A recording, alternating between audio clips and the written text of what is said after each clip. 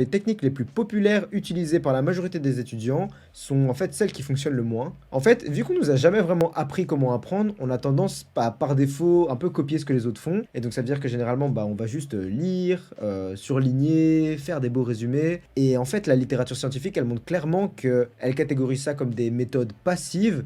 Et elle dit que ce sont des méthodes à faible utilité. Donc déjà ça veut dire que ces trois techniques ça dégage. Ok, alors premièrement, on va parler des méthodes populaires mais inefficaces utilisées par la majorité des étudiants. Ça, je crois que c'est le plus gros piège dans lequel je suis tombé ma première année. Comme en bibliothèque, je voyais tout le monde lire leurs cours et faire des beaux résumés, même sur Instagram, ben, je me disais que c'était certainement la méthode la plus efficace d'apprendre et je crois que honnêtement, j'aurais pas pu plus me tromper. Alors déjà, l'article scientifique dit que de nombreuses recherches ont montré que la lecture répétitive passive n'apporte que peu ou pas d'avantage à l'apprentissage. Pourtant, non seulement la lecture répétitive a été la stratégie la plus fréquemment citée, mais elle a également été la stratégie la plus souvent citée comme le premier choix des étudiants, et ce, avec une grande marge.